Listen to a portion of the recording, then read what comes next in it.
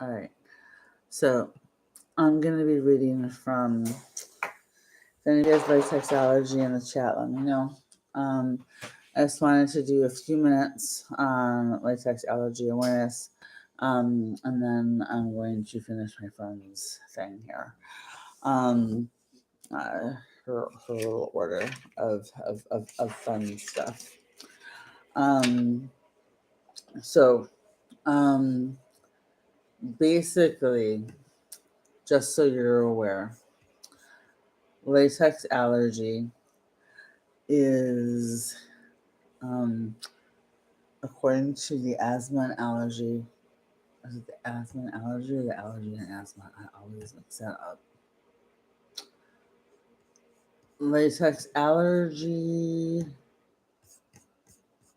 and asthma network. Um, it is a progressive allergy. All right. So one thing I want to ask you is, let me know in the comment section if you're allergic. Thank you for the likes. Just so you know, I dropped 46 as a gingerbread man as my gift request for the evening because my birthday is the day after Christmas, and that's how old I'm going to be. I also have mast cell activation syndrome, Dottie. Dottie. I like your name, very cute, very cute. And thanks for the follow. Um, if you can do me a favor, please, and subscribe to my YouTube channel. Um, I am chronically spicy also on YouTube. Um, and I have playlists for latex, for allergy, for mast cell activation syndrome. I'm building playlists on other topics. And I also have an Amazon storefront with latex safe, coconut safe products that people can purchase. Disclaimer, I'm not a doctor. I can't guarantee that everything that is safe for me is going to be safe for you. So always make sure that you follow up with the manufacturer if you have any questions, and talk to your doctor. But my Amazon shop is amazon.com /shop /Pauline Campos. I even have latex free socks, bras, and underwear on there. Um, so, can poinsettia plants cause a latex allergy reaction?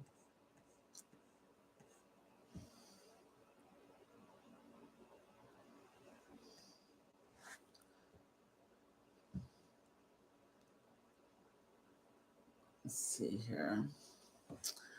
The brilliant red poinsettia is one of the most common latex producing plants in the world, and it is often used to adorn homes for the holidays. It comes from the family uh, in which the rubber tree is also a member.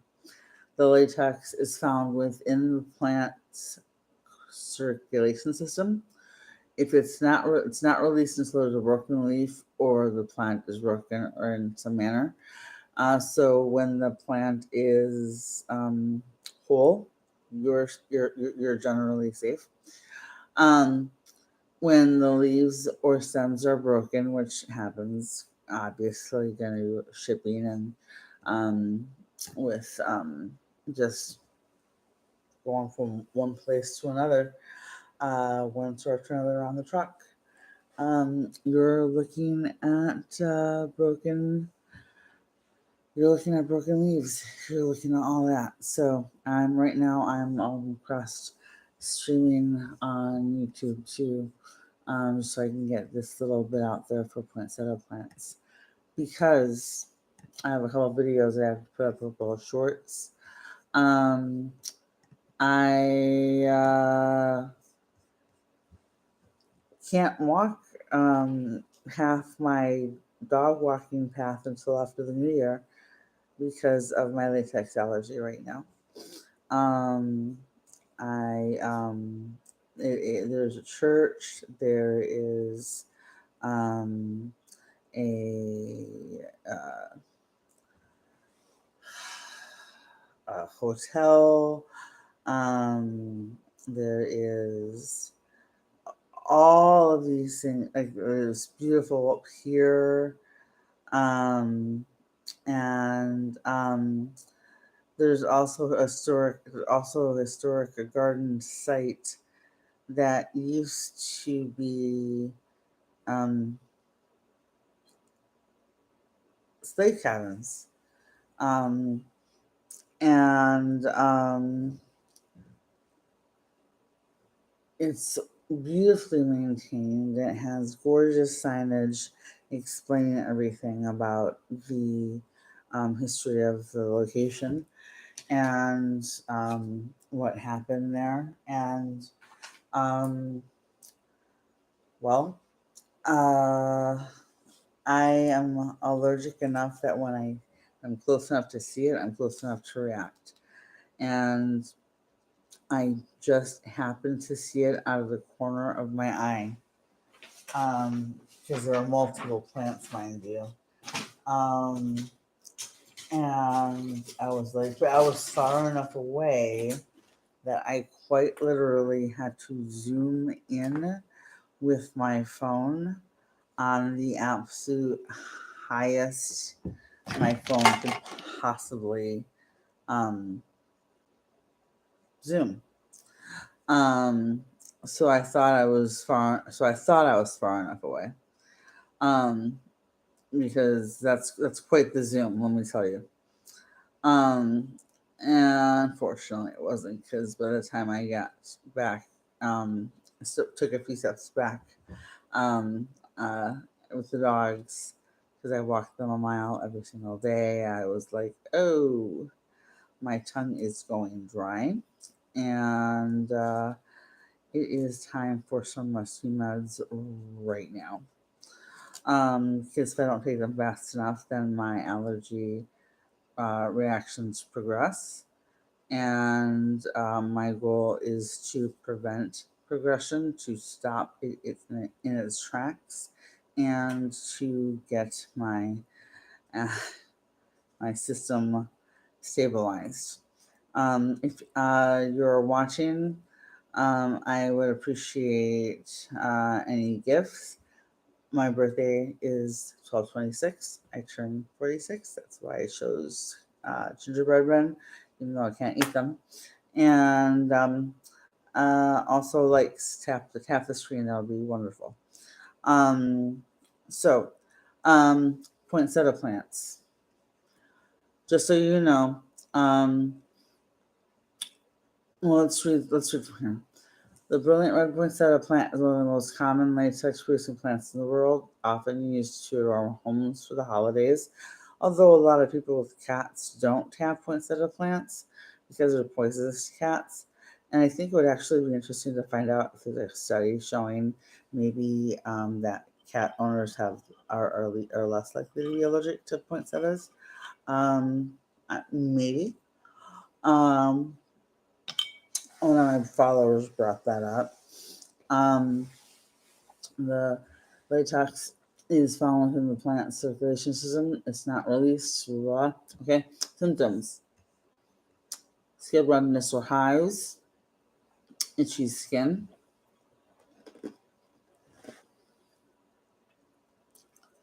itchy eyes,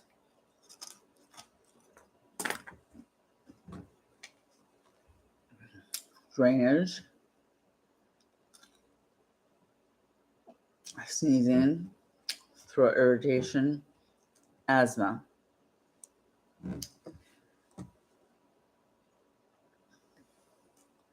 Put the camera for a second. Okay, now I want you to note something when it comes to points. So that asthma and al- um, anxiety. Those two words are very important when it comes to allergies and understanding them. Because if you are just having an asthma attack, and my daughter has asthma, hey Liv, um, so I'm not minimizing anything when I say this. I'm just differentiating. Um, if you're having just an asthma attack with no physical symptoms, then it's an asthma attack and you can treat it accordingly.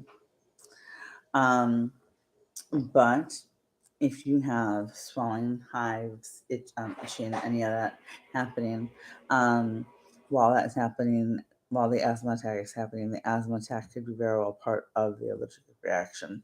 Same thing with anxiety, because I get impending doom. Can these lead to elevated cortisol? Hell yes. Um, During my last allergic reaction, normally my blood glucose is, now mind you, I'm not a doctor, I'm not giving medical advice, um, but it's from personal experience. Um, when I normally eat low carb. I normally eat keto, and I do intermittent fasting. And I'm getting back into it a lot more seriously. Um, and normally my blood glucose can be anywhere between 60 and 85 on average, um, which is are good ranges. And I'm insulin resistant, so I'm trying to reverse my insulin resistance. Um, well, um,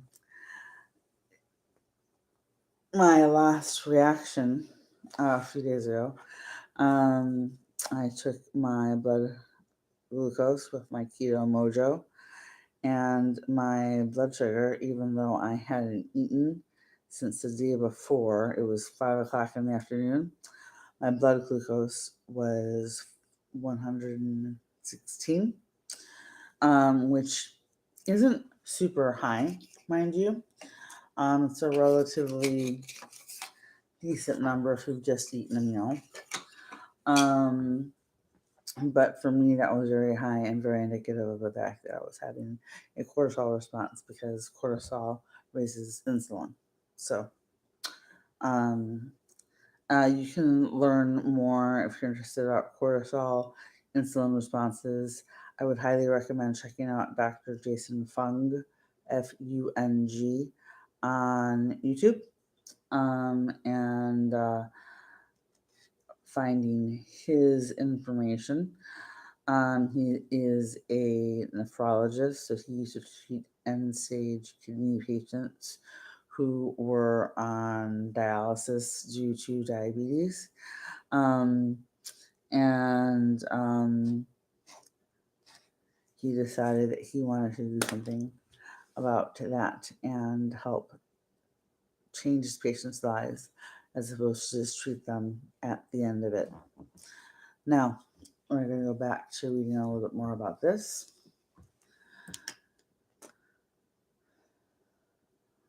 Let's see. Make sure you tap. I don't see any hearts, people. Tap the screen. Okay, so severe poinsettia allergy reactions, anaphylaxis, are extremely rare. In 2007, a report described 2 infants with latex allergy who expired, who experienced, who experienced anaphylaxis after they had direct contact with leaves of the poinsettia plant. If you are at risk for anaphylaxis due to latex allergy, you should keep an EpiPen with you at all times. Okay? Super important. Always do that. Let's see. I'm going to take a quick break from reading and work on my friend's. I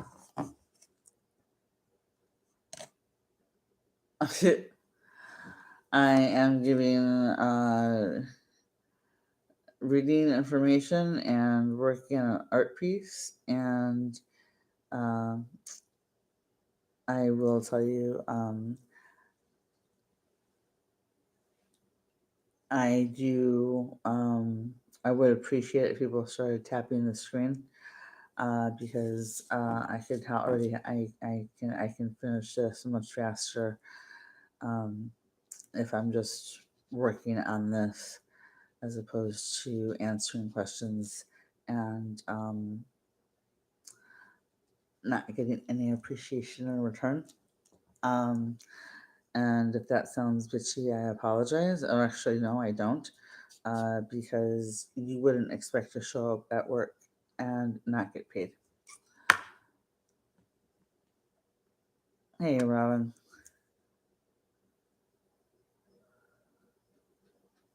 how you doing, my love? No, no, I think we'll probably try again tomorrow.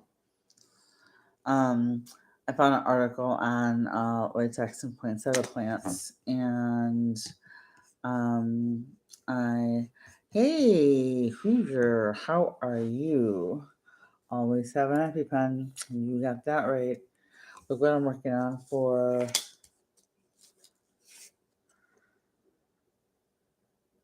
Oh, it's gonna look like this. Oops. But yeah. My I'm looking at my screen on TikTok, and I was gonna read the whole article because I finally figured out how to screen share on Facebook. For Facebook Lives, and if I was just on Facebook Live, that'd be one thing. Um, I might just do that next time because I'm probably going to start doing less lives on Facebook or on YouTube, and move my lives over to Facebook um, and YouTube, because it's a lot more respectful of the creator's time, and people are more apt to act accordingly. Um, I used to be a waitress, so um, huh?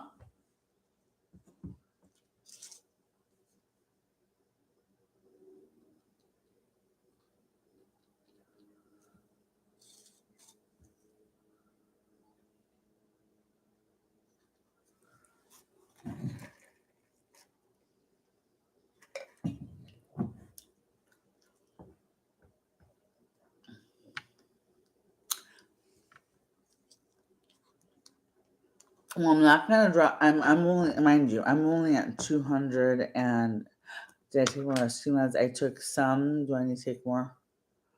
Um, I only have 272 followers so far on my YouTube channel. Um, so I'm not,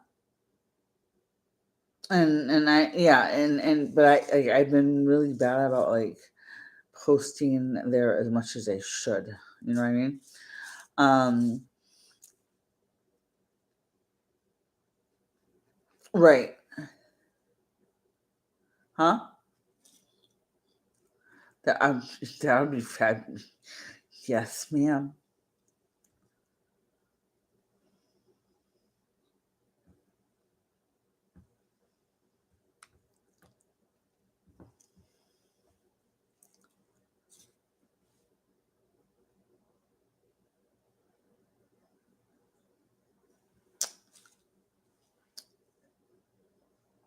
Okay, tell me how I clickbait for YouTube for math.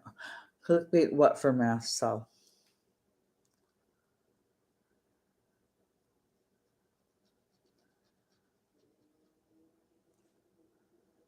oh, I can do that.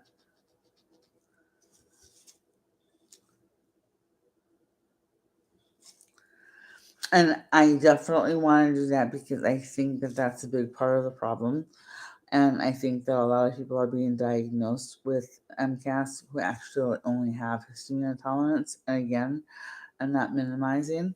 I am simply um, differentiating.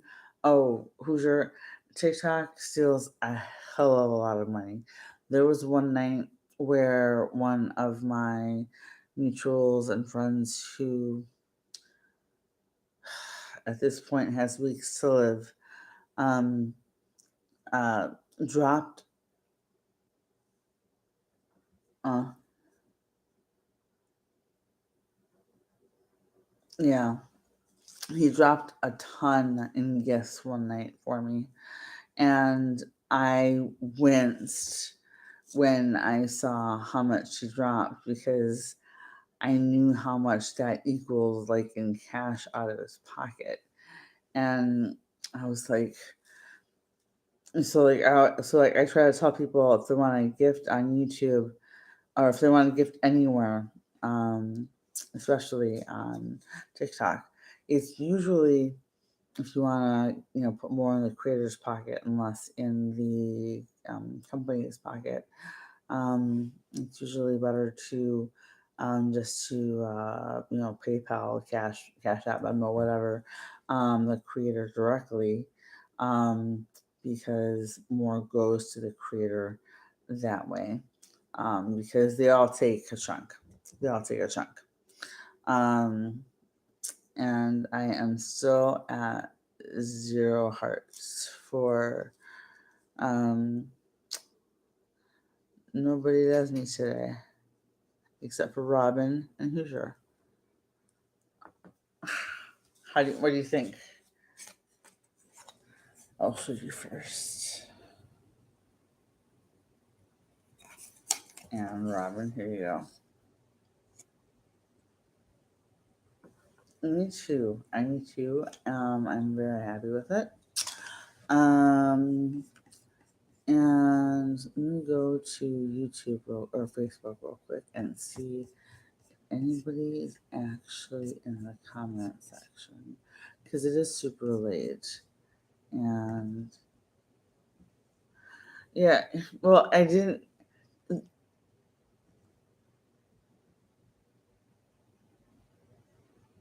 I did. I did a full video. I did all 4 videos, putting that together. And by the way, I have to do an update because Target's insurance claims department followed up on my case and did their investigation and determined that Target is not liable for anything, and that they are allowed to have balloons. Huh?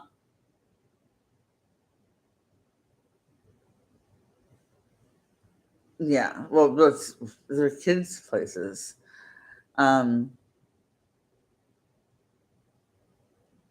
yeah. Well, that's what happened to me and Eliana last month. Um, my niece's 5-year-old daughter had a birthday party at a freaking bounce house. And we knew that we weren't going to be able to go in, you know, and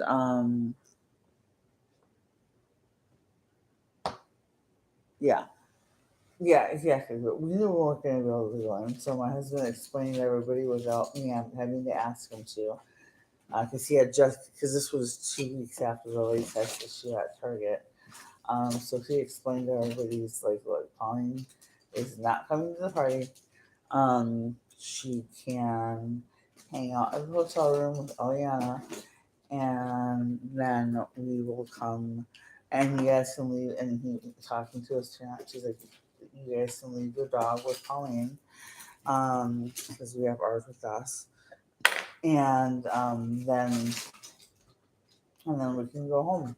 Or after the party, you pick up your dog, and we'll go to uh the house, the apartment for the birthday party. And that's what we ended up doing. Um, Hoosier, how much do you know about where Ray is right now and their health? Because he's not doing well at all. Huh? No. Hoosier asked how he was doing. Um, he is he is right now desperately trying to find any specialist across the country. Okay, 1 second. Let me get my. I'm gonna get these out so that Joel can hear you.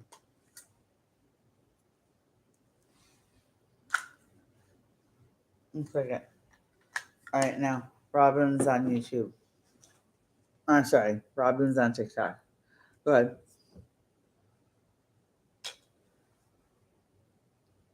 Not loud enough. There we go. I'm Now, not there you go. Now we can hear you. okay. I was saying hi. Um, Basically, Ray is starving to death. His GI is letting him starve to death because she doesn't want to treat him, and they're making him go from NJ tube to NJ tube, and they refuse to give him a GJ tube for stable nutrition. And NJs only work up until 4 weeks, and once this tube stops working, he will have no access to nutrition. Ray needs access to nutrition, and he needs a GJ tube or a J tube, but nobody will give him the surgery because of his GI and the things that they're trying to pull. So he's trying to find anywhere that will place this tube for him. And he will need to be admitted afterwards because so much of not having nutrition, and he has already stated that he has already had messed up electrolytes and refeeding syndrome because of what his GI is doing, which is completely unethical. So we're trying to find anybody who can give Ray a second opinion so he can get this procedure and be watched to get his nutrition levels where they need to be. The only thing I can think of, Joel's got a series of shocked faces.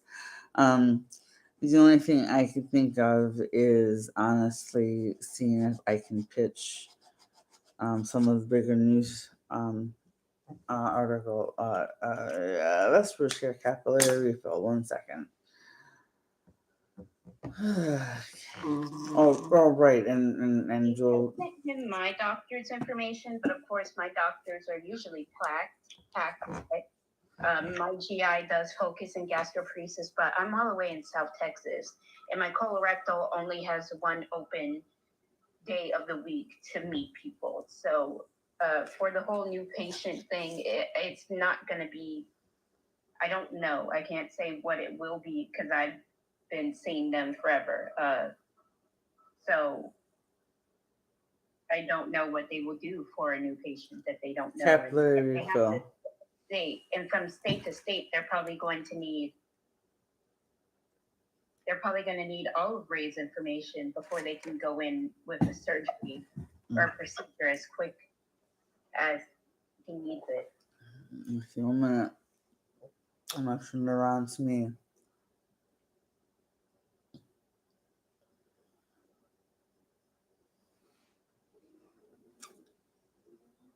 Better? GI is really good, but my GI is actually really busy. Capillary refill.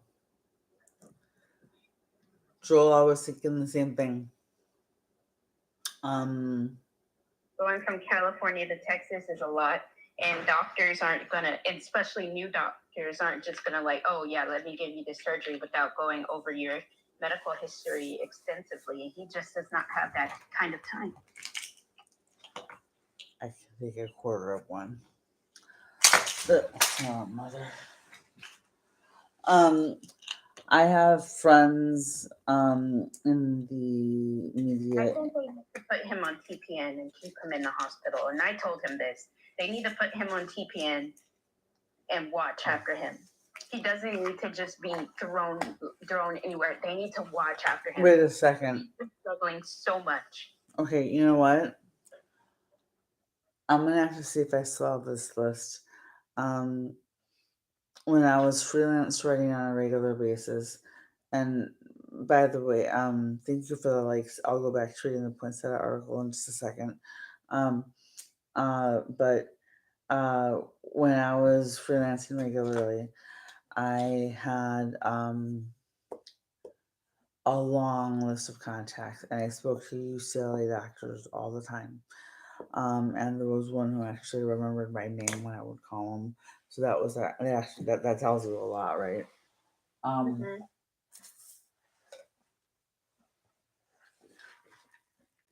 I don't know what department he was in. It's been too long, but I don't even know if he's still practicing. But I I think uh, Ray was I thinking, need to I don't know call. if it was UCLA or Stanford. Ray was trying to get a referral, but his doctor messed up some stuff because she really doesn't want him to have any nutrition. So if she's in charge of referring, they can write whatever they want to make it, make it harder for him. It's okay, Vesper. I understand.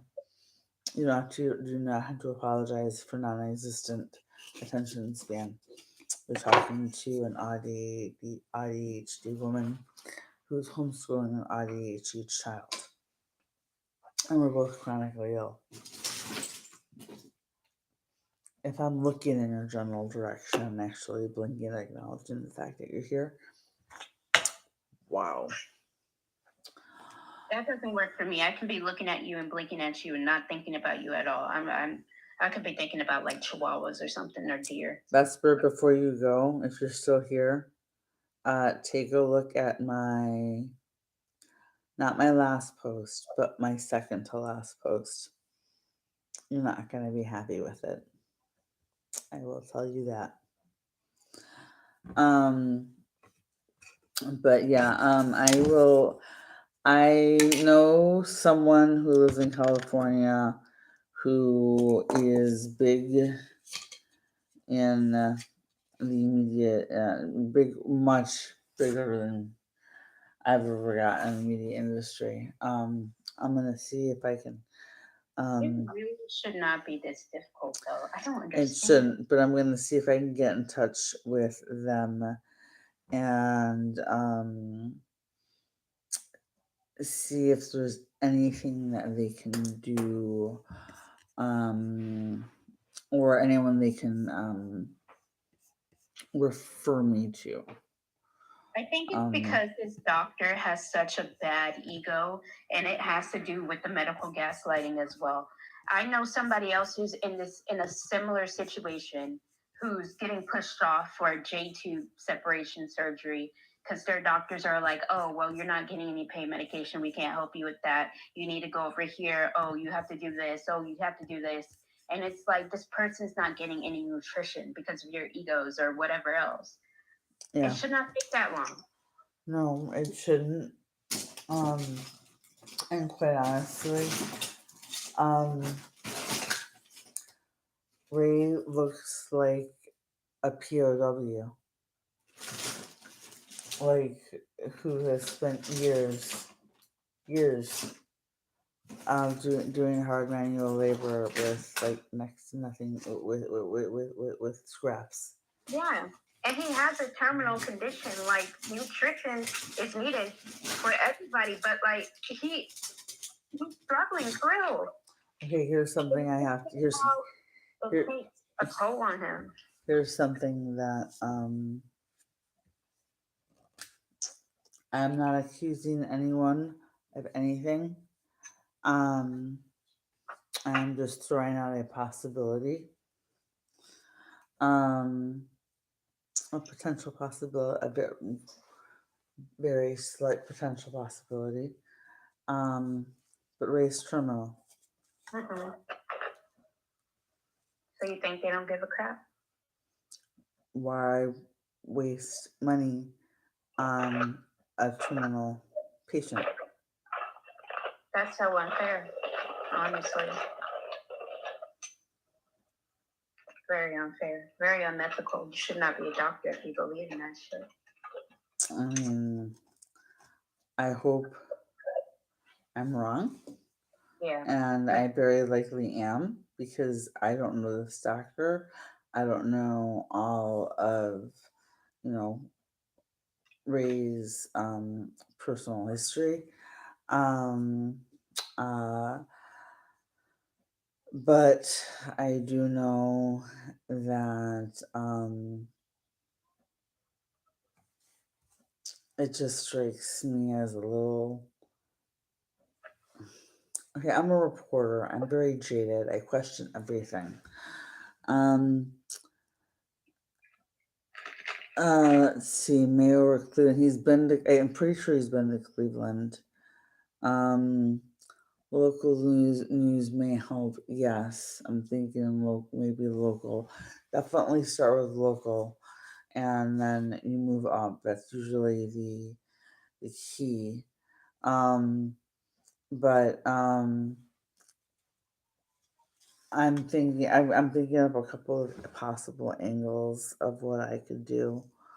I haven't for anybody in a very long time. Um, but my portfolio includes Washington Post and People and A&E True Crime and Red Book, um, Yahoo, and everybody else. Um, and my writing portfolio is in my it's in my link tree at the very bottom. But what I'm thinking is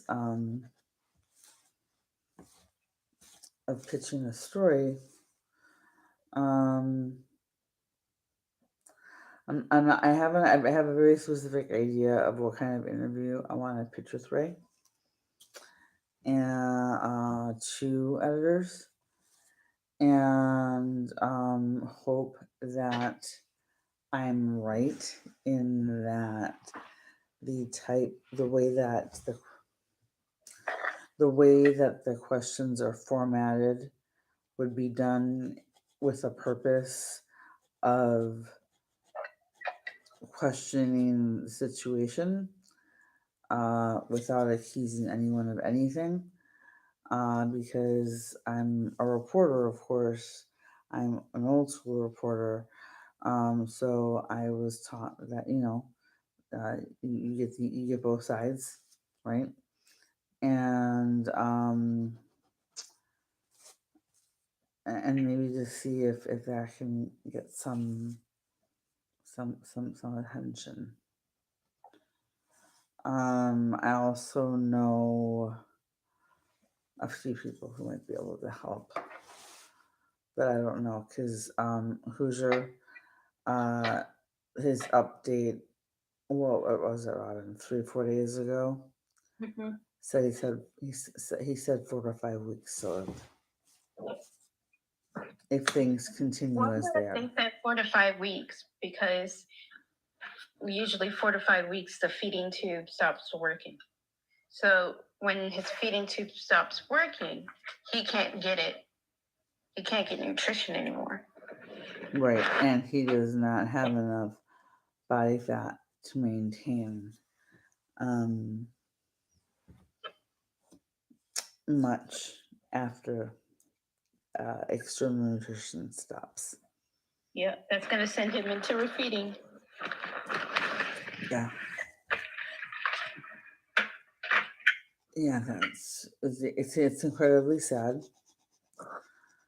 Um, and I feel bad for. 'Cause I know like he mentioned to me more than once that he was concerned like mentioned things like, well, what if they kind of go this way, like what this is what they're doing. And I was like, there's no way they're doing this on purpose. Blah blah blah blah blah blah blah blah. But so far everything he has said to me privately has come to pass. Joel, you know what would be helpful? Yeah. Ray, Robin, do you know what part of? Do I have his address someplace? 'Cause I sent him a gift. Um, I'll see if I can find his address, and then maybe we can start uh, putting together like a press release and um, getting it out to the local media. I wonder who I think he did talk about his doctor's name. Um, And that I don't remember. I might have missed that one. I think he made a video, but it was like on stories. So Probably. Um, he asked for his mom, who's your in a video the other day. He asked for his mom. Everybody watching, we have a friend named Ray First. Is Ray First the, or is it chronically Ray? What's his username? I think it's chronically Ray. Ray is a trans man in his 30s who is very, very ill, terminal. He has terminal illness that had a 6 to 30-year lifespan. Not kidding. Uh, uh, Stiff person syndrome, the same thing that Celine Dion has. Only Celine Dion has millions at her disposal and can get the best healthcare in the world. Um, and Anyway, it is what it is. Um, and Unfortunately, Ray is just being thrown about the system, and it seems like I just had a gut feeling that like they've given up on him. I really hope it's not.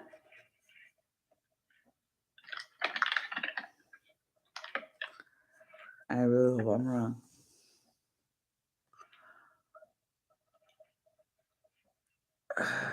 Do you know what part of Robin? Do you know what part of California? You don't have to say it on here, but do you know what part of California? Huh?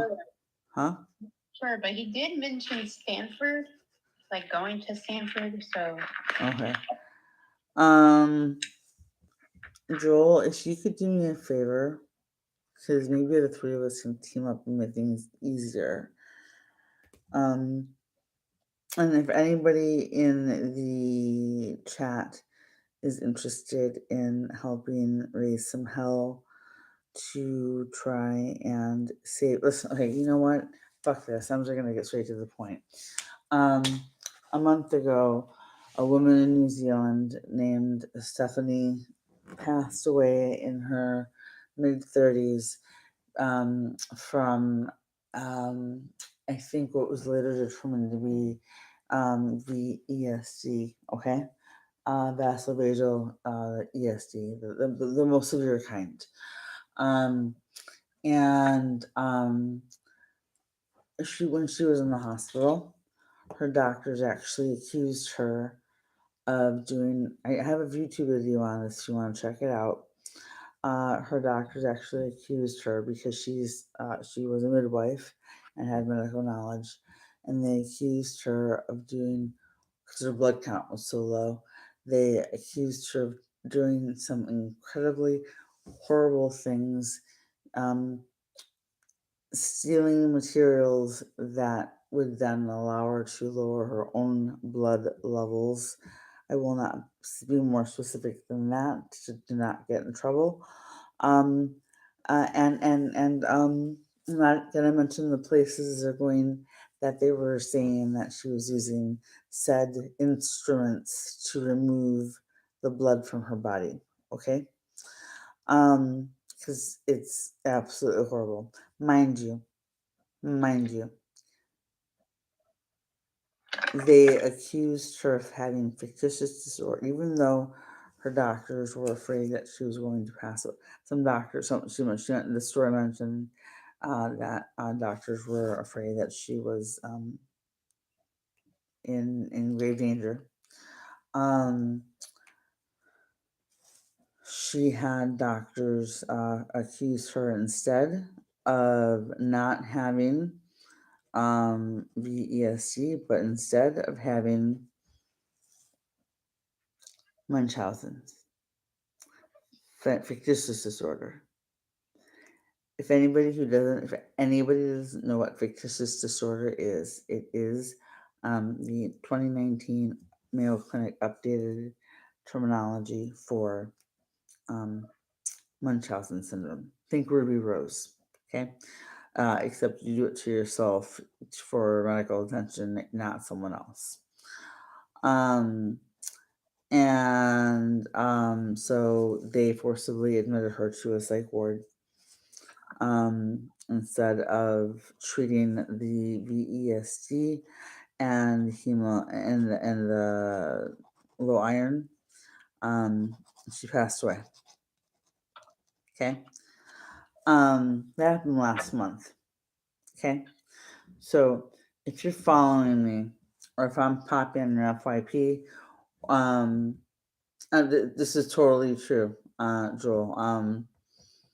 I if it hadn't hit so hard, I probably would have picked an essay to actually, let me rephrase that. I wanted to pitch an essay to local, to major media about it because I had just been diagnosed with hypermobile spectrum disorder myself, and have been accused of having Munchausen syndrome because I know too many things about the medical system. I've written health articles since 2002. Um, let's do the math. Um, and because I know my allergies and because I know what I can take and what I can't take. Um,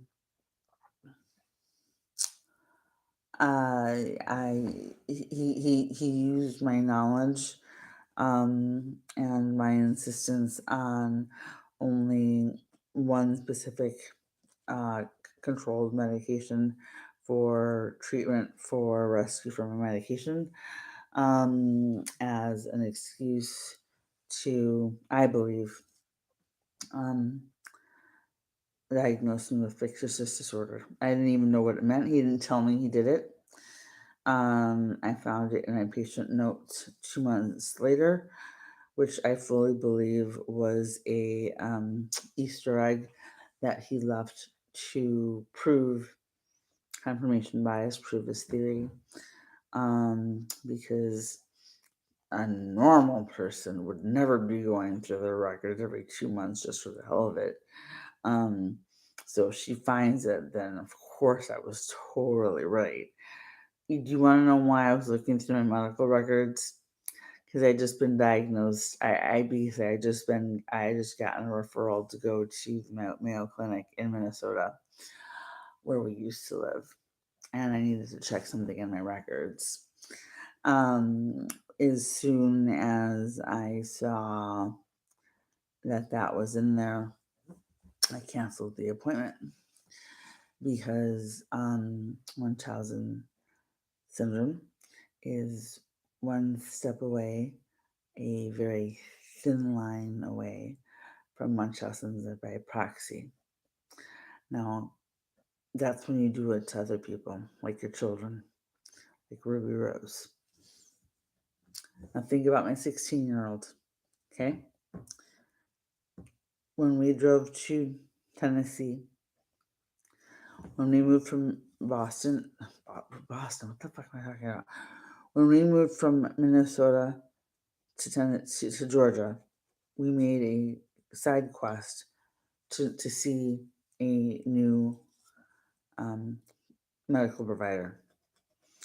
Some of you may follow them on TikTok, some of you may not. You can message me if you want some details. I'm happy to share. I just don't, blow it all out there uh, when it's not necessary. Anyway, my 16-year-old was diagnosed in one day with POTS, HSD, hypermobile spectrum disorder, and mast cell activation syndrome. She was also diagnosed about a month or two later with ADHD. And there are other things that she's going to be evaluated for. We both have um, standing orders for um, evaluations at what's it called? The Mayo Clinic. Um, and mine's for a tilt table test just to rule out POTS. Although we don't think I have, I might have some some form of POTS, but we don't think it was nearly as serious now as it was before because um, my blood pressure, not kidding. Go ahead and drop a shocked emoji face in the comments because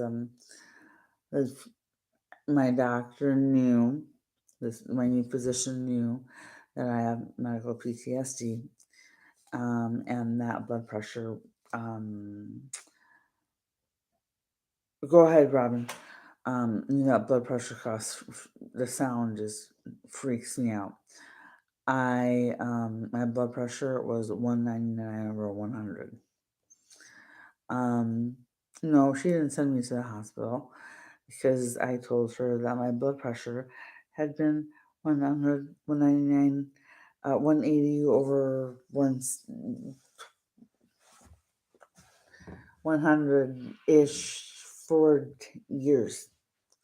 And all my doctor ever did was put me on 25 milligrams of amlodipine, 10 milligrams of amlodipine, and like 10 milligrams of something else, 25 milligrams of something else. Sorry about the P, I forgot what it was. Um, and It could be hyperpons. Yeah, so that's why they still want and maybe it's not hyperpons at all. Um maybe maybe for me, maybe it is um just needing to lose the weight. But then again, I do get that adrenal surge with panic attack when I'm having reactions. So it's definitely worth ruling out. And Mayo Clinic is only 40 in Jacksonville is only 45 minutes from us. We are just waiting for to get a used car. We're gonna get a used car. Um and But if anybody in the chat um yeah, thou scareth my father. Um.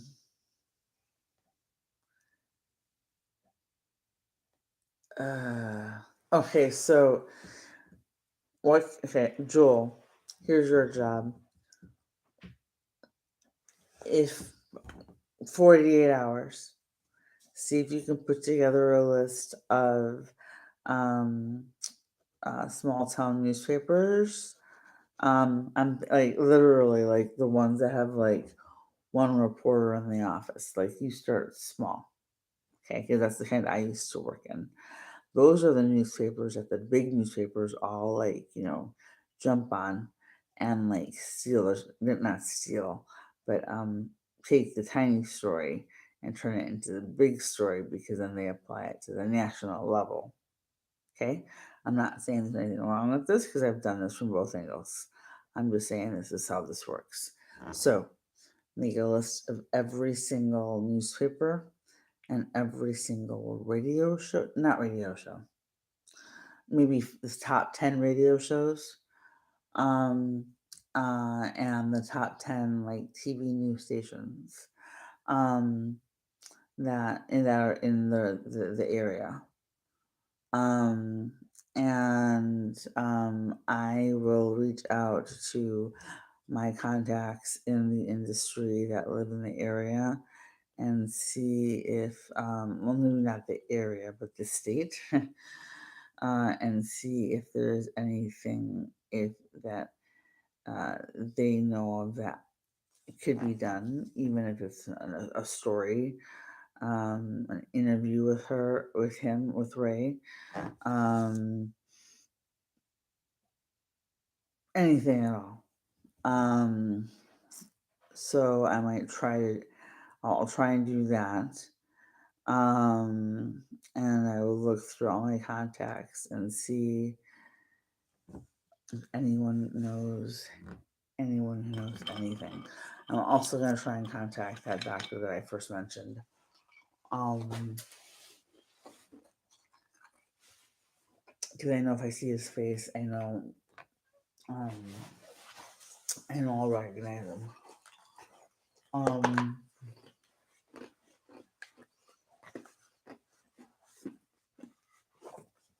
I can work on a press release.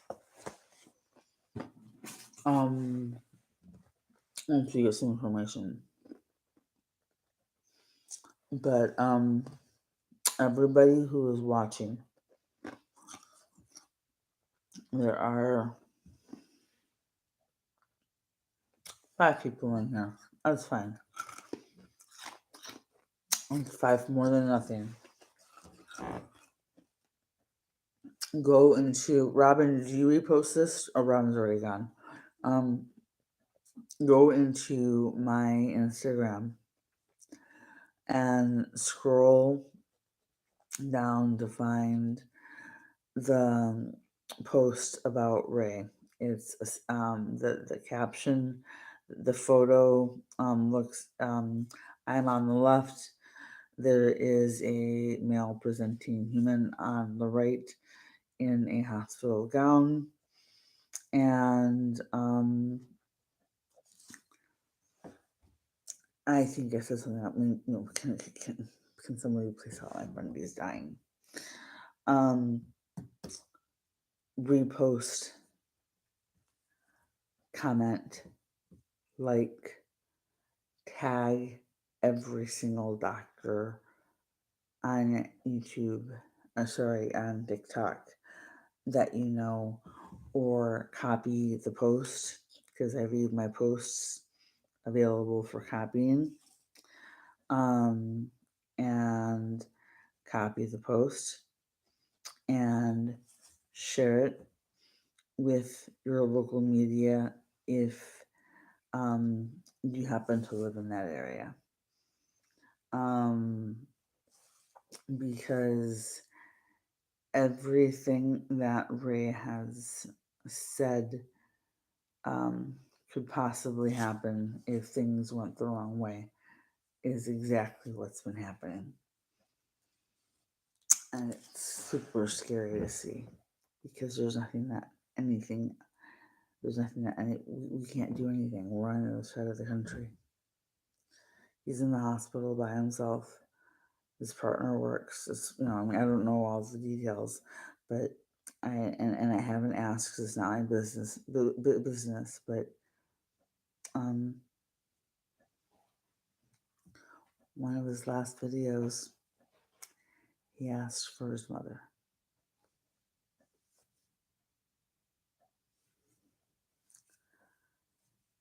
What does that tell you? He's terrified.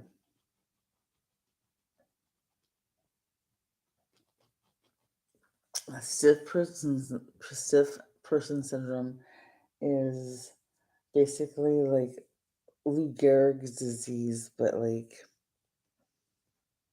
in quicksand. It doesn't move as fast. So he could have very well, if none of this had gone wrong, he could have very well made it the full 30 years and life expectancy would have been basically damn near normal. You know what I mean? Or close to it. Um, but instead, we have doctors who are refusing to listen to the patient. And I've been in that position. I have once I almost lost all of my hair because the doctor refused to listen to me about something that I was allergic to during the first 10 months of my daughter's life. I became allergic to latex because doctors refused to listen to me because they had not prescribed medications that contained this particular compound that is used as a stabilizer in natural rubber latex. Um, and then they'd look at me like, wow, how'd that happen? When I would come back 2 days later, you know, all pissed off Detroit, looking at them like, you see this rash? I told you this was going to happen. Um, Take a picture of it, put it in your files, because this is why I'm not touching medications that contain this product again. Because I am as allergic as you can be to it. I am. It's a contact dermatitis. It's not going to cause anaphylaxis, but let me tell you, I am really glad that I lived in the middle of nowhere in Maine and had nowhere to go in the middle of winter when I was on this medication because I couldn't put on a bra. And I have 36 triple D's. Um, I am not a free girls type of woman. I'd rather not give myself a black eye. So, I did not wear a bra for a week.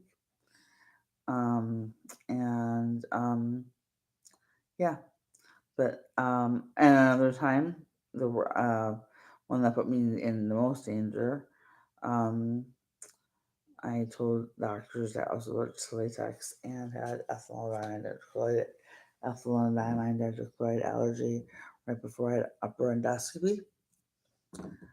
I talked to a nurse mutual here on TikTok.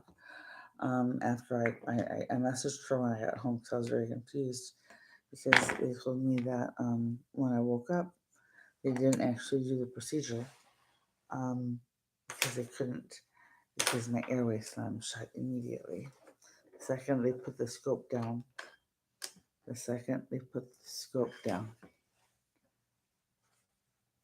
my airway closed. My airway slammed shut. Um, Meaning a number of things could have happened. I never got a record or a report to look at. We didn't think to ask for it. But they got me out of there as fast as possible. They didn't send me to the ER for observation like they should have, um, which is, you go to the ER for an allergic reaction. They make you stay for a while to make sure you don't have a biphasic reaction, a secondary reaction like an aftershock. Um, no, they sent me straight back home and told me to call back in 2 weeks.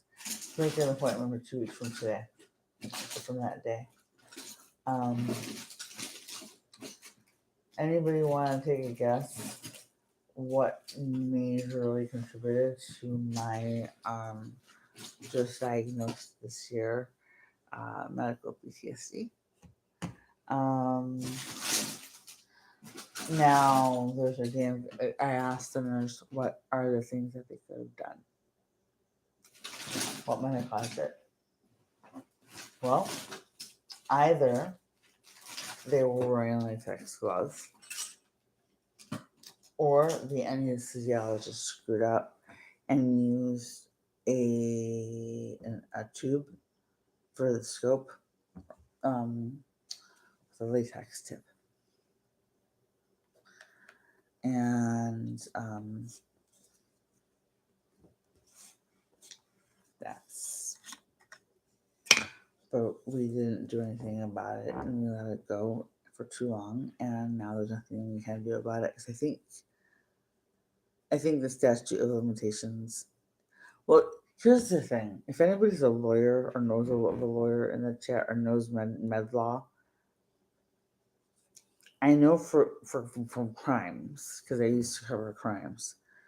I know I know that like there's an X number of years to like report a murder or a kidnapping or an assault of some kind, unless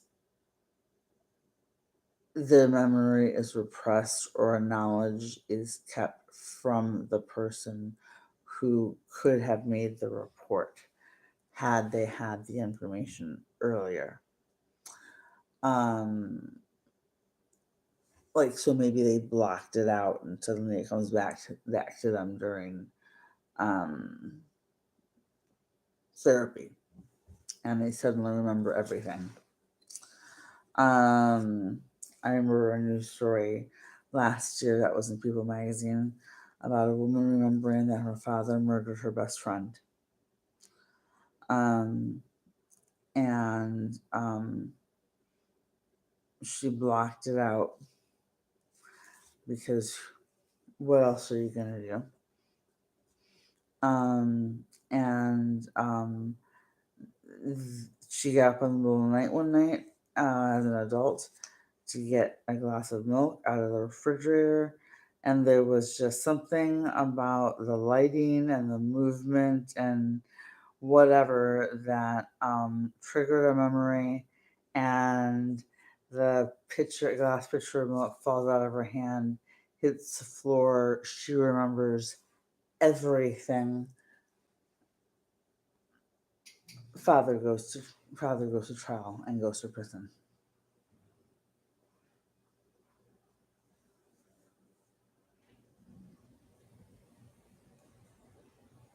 So now I'm wondering if the same thing can apply for medical stuff.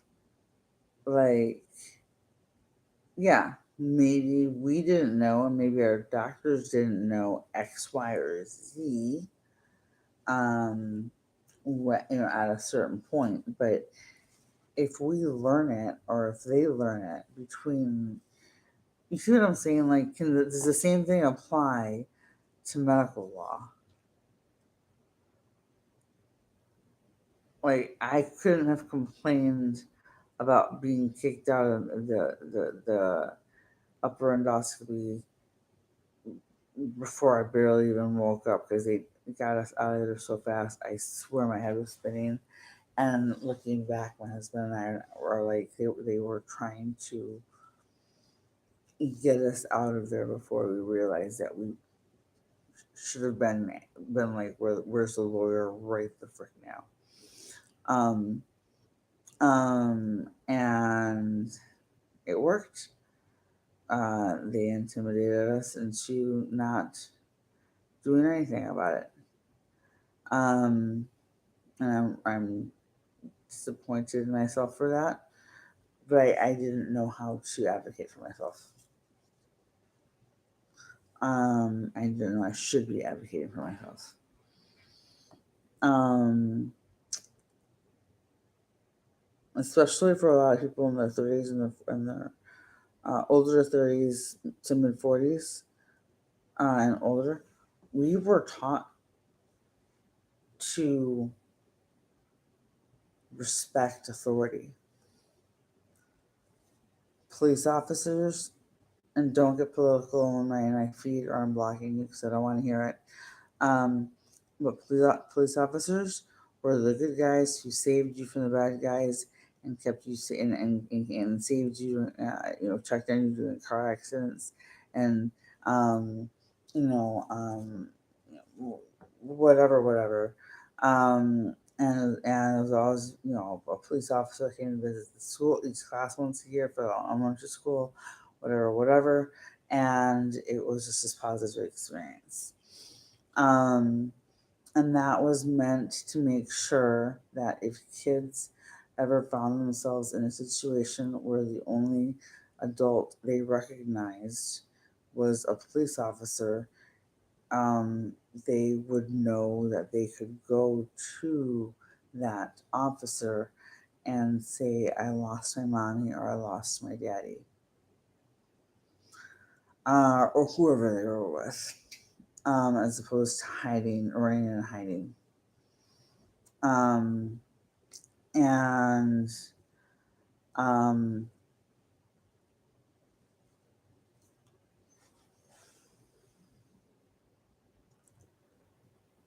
so it's really hard to not turn automatically revert into a meek 4 year old, 6 year old, whatever, and be like, okay, if you go in 100% convinced that it's X, Y, or Z, 176 tap guys, I'm not impressed. Um, but I totally was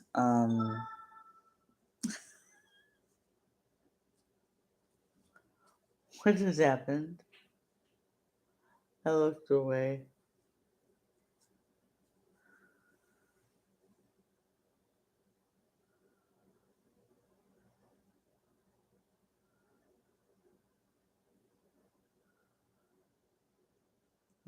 What just happened?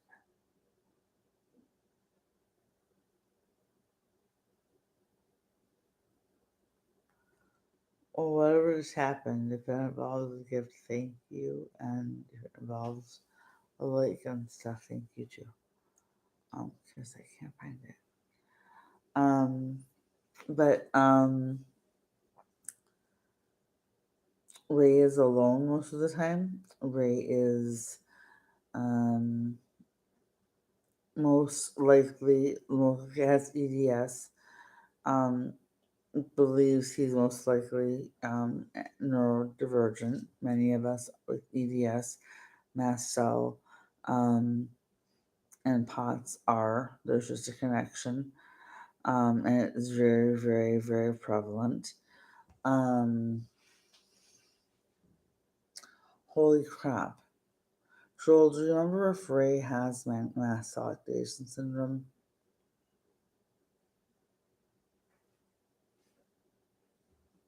I don't remember if he ever said he did or didn't.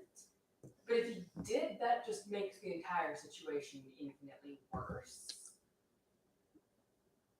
If he does, I might be able to raise hell with a certain doctor whose name I'm always quoting. Yeah. I mean, to be fair, it's not exactly particularly hard to raise hell over this type of situation anyway. It would just give you another type of ammunition. Because, like, let's be completely honest, you start screaming on TikTok about a terminally ill friend of yours not getting the attention or treatment they need and deserve from doctors, get size on them already. If I didn't have you here and the dog, if you could walk the dogs, literally, if you could walk the dogs and take care of the dogs, I would find, I would raise the funds to get to California in world record time to advocate on Ray's behalf. Um, because he can't, he, I'm going to warn you, if you have not watched his videos yet and you have an ED background, it could be very triggering. He does not have an ED. He's not eating because he doesn't want to. He's eating because he cannot. Or he's not eating because he cannot. He looks like he has been starved.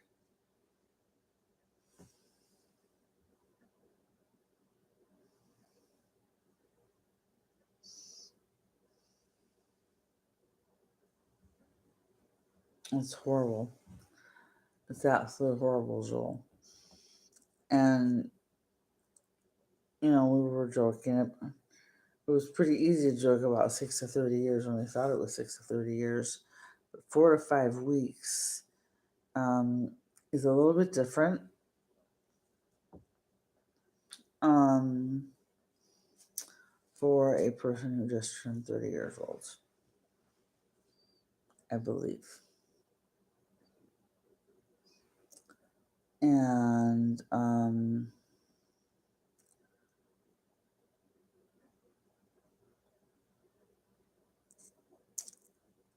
I actually have a.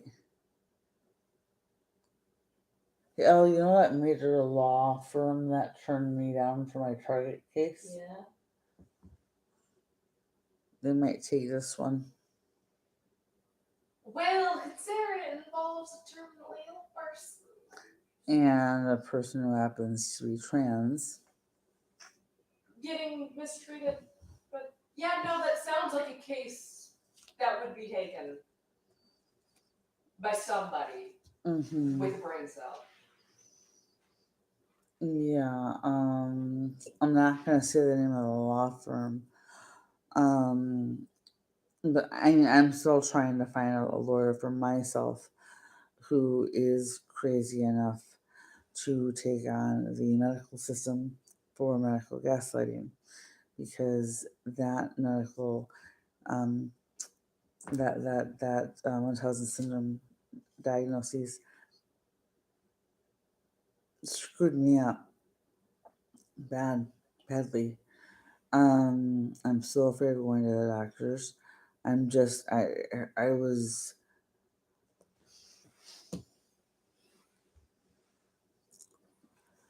I went to the doctors. See this eye, the bloodshot eye. The entire white of the eye on the right side of the pupil was blood. Was just blood. It was a burst blood vessel. It used to happen every now and then. Um, and only maybe about a week before my cycle started, and then it would go away, and then it would come back again next month. And nobody, I went to my doctor, nobody had any idea, nobody knew anything. And I put a picture on TikTok. Now, I know I've done this for a few people who've been like, how the hell did you just diagnose me when doctors have been ignoring me for the last 20 years? And I'm like, because you look like me. This happened to me this time. And the woman gave me an answer and a diagnosis to ask for, testing to look for. Um, and I might have an answer. Who knows? Um, Especially if it continues to happen. Uh, but there aren't that many people around with cis syndrome person, because it is such a rare condition.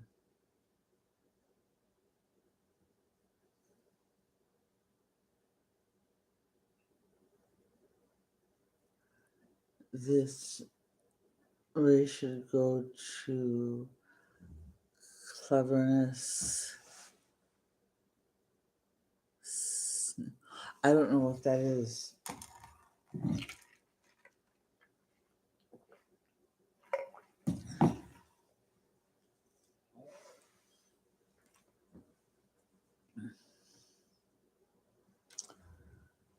But anybody has any friends in the medical industry,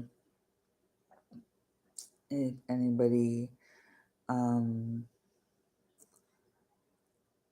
works in the medical industry and has any ideas of what next steps we can take or Ray can take to help. Mind you, at this point, Ray is willing to use the rest of the funds that they have available at their disposal to drive or fly anywhere in the country for a second opinion, because they distrust the opinion of their current doctor to that level. Oh, I believe that location. I will double check, but I believe that location's been tried for him, and I might be completely off on this. Um, but I believe that location's been tried for him and it didn't work out. Um, but I could be wrong because I answer questions for a lot of people all the time. Um, so I might be confusing my people. Um, I'll find out for you. Oh, gosh.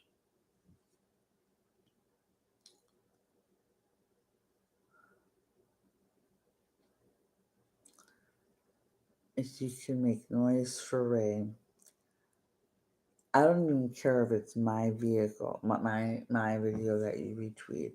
I don't need it to go viral. I don't care. I know I'm not buying a house with TikTok money.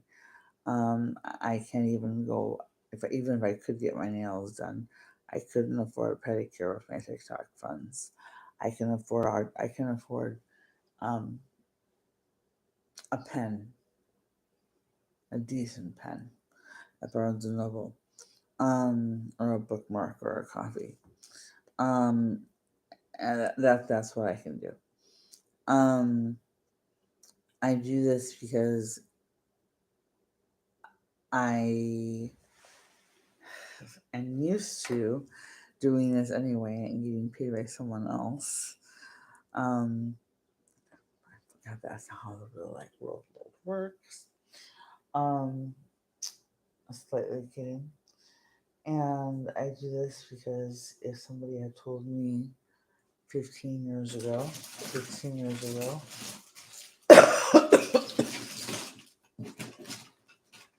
that maybe I should stop wearing latex shoes because every exposure to latex increases your allergy. Um, I would have stopped. And so I didn't until I had an anaphylactic reaction while I was wearing a pair of Converse. Does Robin know how?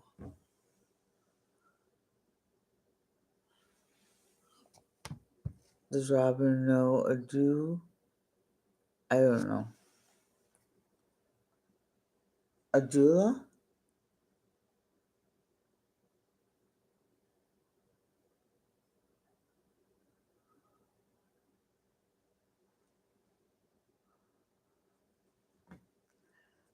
Ray also has a Amazon wish list um, that he had put up for his birthday. It's in his bio, and if anybody has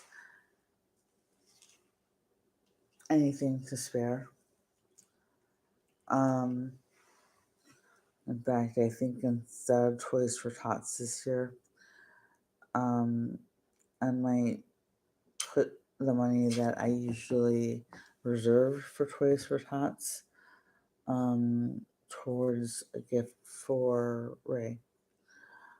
Um,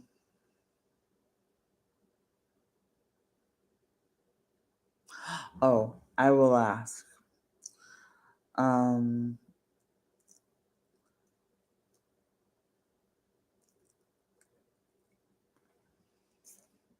but you need to watch Ray's videos.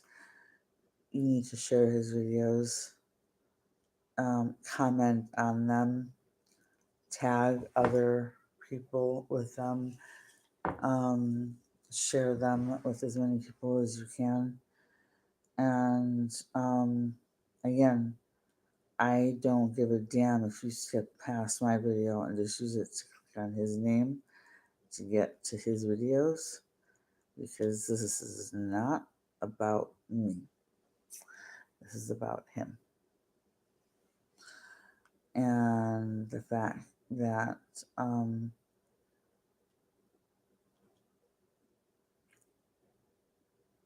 6 weeks ago he thought he had it for 30 years to live. He now has um, publicly stated that he wants his mother and that he's willing to spend every last penny that he has to get across the country to find a doctor who knows sick person syndrome and the conditions that he has, because there are multiple, as there usually are, um, to get a second opinion, because he does not trust the opinion of the doctor that he got it from. And I've been there before. I've been in that position multiple times, including the doctor who diagnosed me with Munchausen syndrome without telling me, and left it in my patient notes as an Easter egg for me to find 2 months later. And I was like, "Oh, you should come in for your appointment. We can talk about it in person." I was like, "I don't think so." I said, "Yes, let me check when I can, what day I can get the car, because we were a one car family." And yeah, I could have taken an Uber. I could have brought a friend's car. But use that as my excuse. And I never called back and I never went back. And then I found, after crying for 3 or 4 solid days, I found a psychiatrist. Ray is actually the person who helped me with this. Um, Told me which adult mental health facility to contact. Um, Asked if they took care, because it's virtual. If they take patients where I was in Minnesota, and if they would take me where I was moving in Georgia, so it wouldn't be a waste of time. And yeah, because of Ray, I got my diagnosis.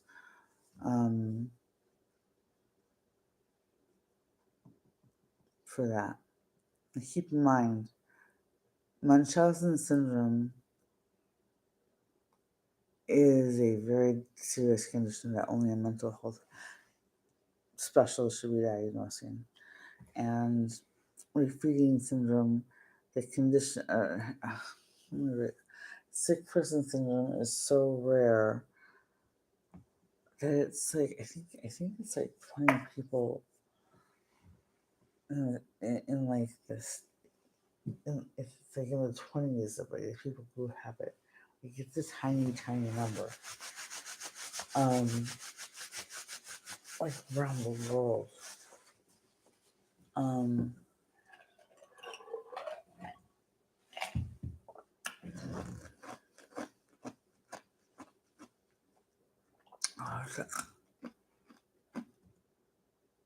and they're just going, and they're seemingly, trying to be very careful with the wording, seemingly just going to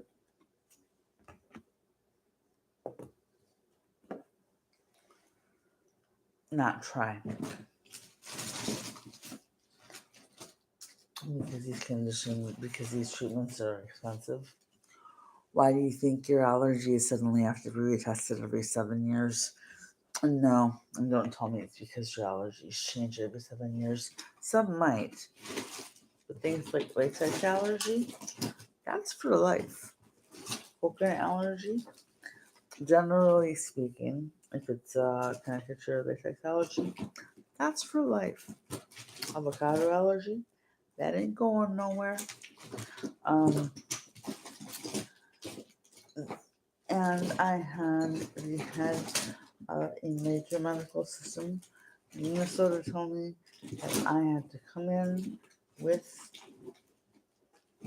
a banana and an avocado at my next appointment so he could challenge me with it and document the reaction, which, okay, kids, these are context clues. If he said, so we could document the reaction in the office, what does that mean he already knew? Because I showed him the pictures in my phone. I showed him the pictures of my hands so swollen that I couldn't bend them because they looked like fat sausages. I told him my husband was in the lobby and was willing to talk and speak on my behalf as a witness because he was home when it happened.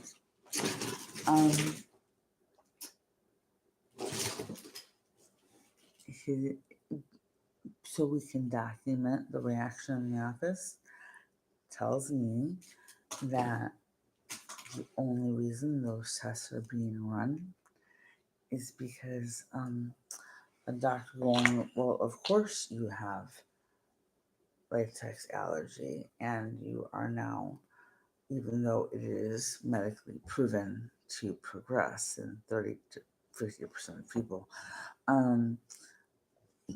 well, of course you're anaphylactic to bananas now. You've been allergic to latex since you were 4. This makes total sense. Instead of that being a logical answer, the doctor instead says, well, we have to challenge that in the office to make sure it's actually accurate. Because guess which part makes the office money? That's just my suspicion.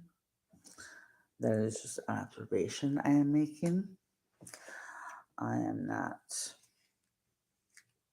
saying anyone is doing anything illegal or unethical. I am just saying I was allergic before he tested me, and I might possibly be unalive if you try testing me again. Do you want to know what happened the last time I ate bananas by accident?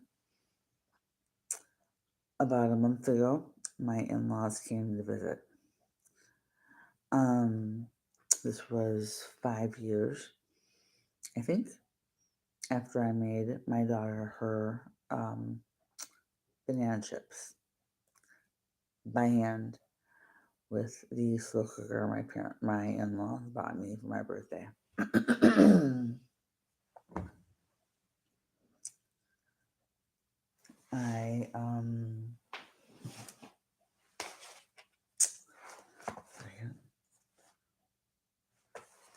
I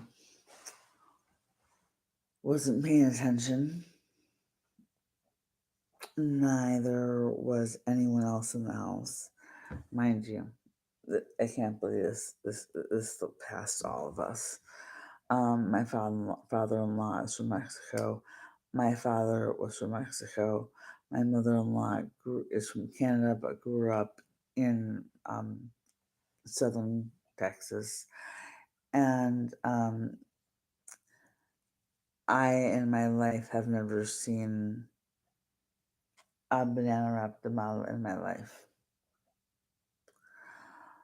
My father-in-law walks by as I'm breaking up, unwrapping this tamale and putting it on the plate. And I had grabbed one red sauce and one white sauce. Hey, Barb.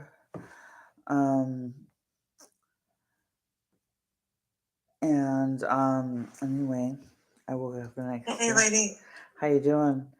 I'm still in the hospital. Yeah. I woke up the next day.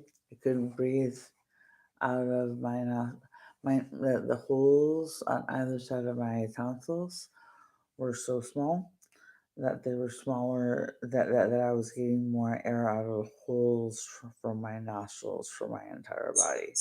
I gave myself a chemical burn in my throat, and it took all night.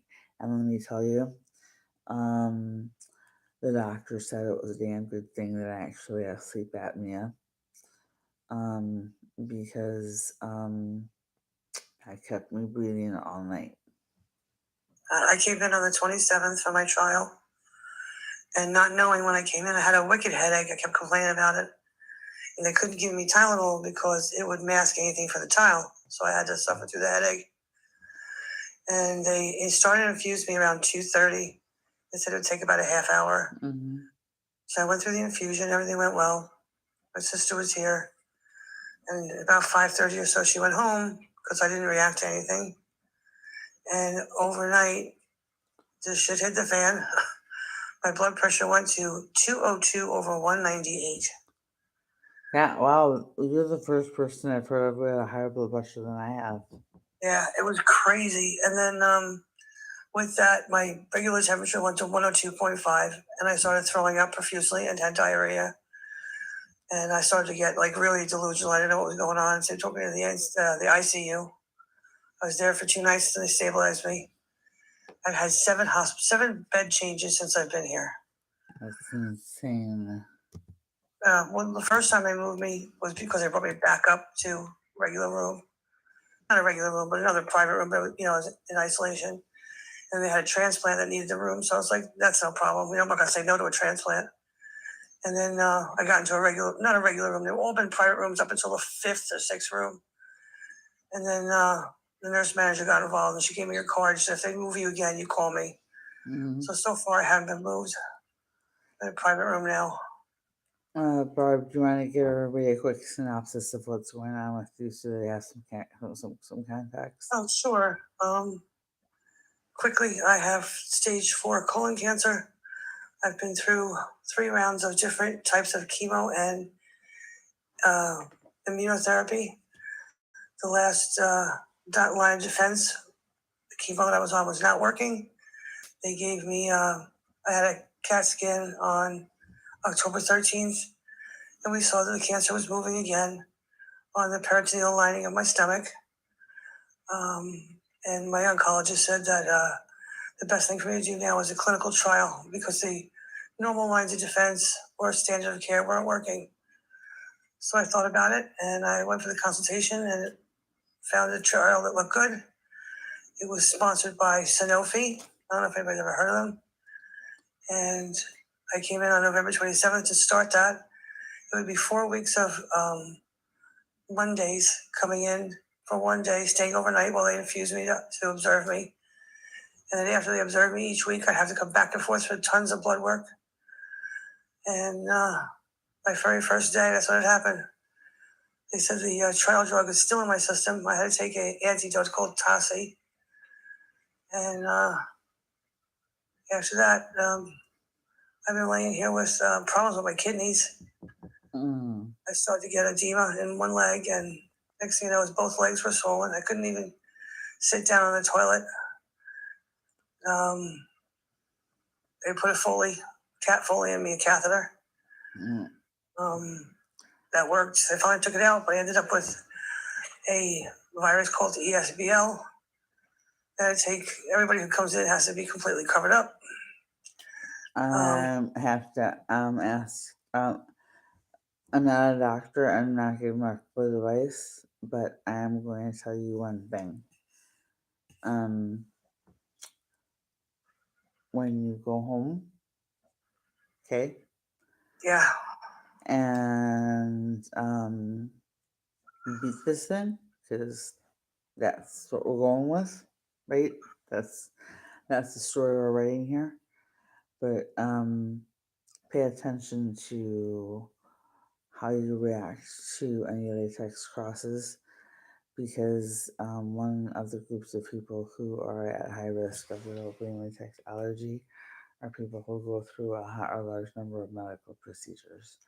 I was hospitalized 3 times during the pregnancy. I had 6 or 7, 6 or 9 ultrasounds because I had a high risk pregnancy. and I was hospitalized 1 week for a full week for the first 6 weeks of my daughter's life. I was hospitalized for a full week every other week because I had preeclampsia um, and mastitis. Um, and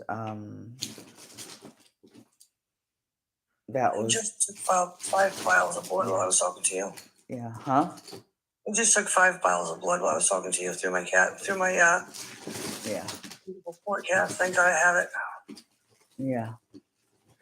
See, I really wish, I honestly don't understand why, when they know, hey, look, doctors know, researchers know that repeat exposure to latex is what causes the allergy.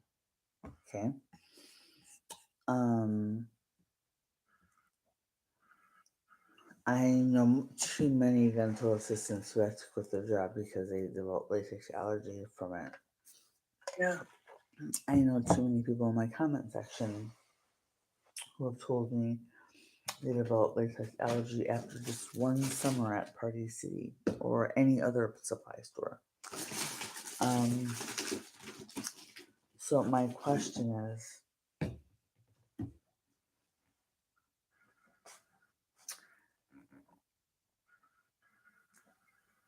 keeping latex, I don't care how cheap it is to produce or manufacture on these products that are being used in the patient's most intimate places inside of them. It doesn't even matter if it's the tip of your finger, if it's in the same room as you, it's a problem, right? But why is it okay? And I'm serious when I say this.